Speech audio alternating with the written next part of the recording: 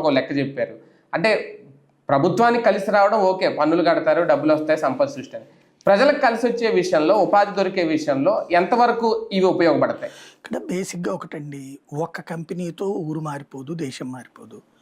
ఒక కాలేజీతో ప్రపంచం మారిపోతుంది. ఇప్పుడు అదేదో నాకు మొన్న నవ్వు వచ్చింది. అదే అన్నమయ్య జిల్లా తీసేసాక మీకు మెడికల్ కాలేజ్ ఇస్తానన్నట. మెడికల్ కాలేజీ చేస్తే జిల్లా లెక్కన వచ్చేస్తుందా? మనం అతి ప్రచారం, అతి దుర్భాష, ఈ రెండు తప్పు.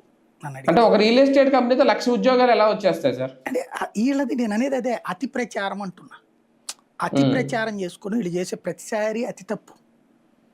ఇప్పుడు అమరావతి వచ్చేస్తే అర్జెంటుగా 1,00,000 కోట్లు వచ్చేస్తే అంటే హైదరాబాద్కే దిక్కు లేదు. ఇప్పటికి 55,000 కోట్లు వస్తున్నది.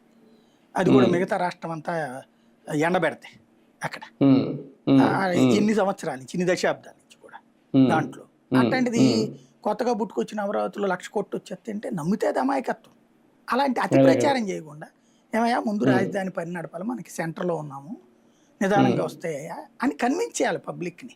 మనకి ఎంతసేపటికి కూడా అతి ప్రచారం, ఈ ప్రచారాన్ని నమ్మి మూర్ఖంగా వాదించేటటువంటి చదువుకున్న మూర్ఖులు, వీళ్ళతోనే మనకు ఆంధ్రాకి పట్టిన దరిద్రం. వీడు ఎక్కడెక్కడో వస్తాడు, వాడు అక్కడెక్కడో కూర్చుని మనకి నీతులు చెప్పేస్తాడు, మా ఊరు లాగా అయిపోద్ది, న్యూయార్క్ లాగా అయిపోద్ది అని చెప్పేసి. ఇక్కడ బేసిక్గా ఇక్కడ సమస్య ఏంటంటే నేల మీద ఉండి మాట్లాడాలి మనం.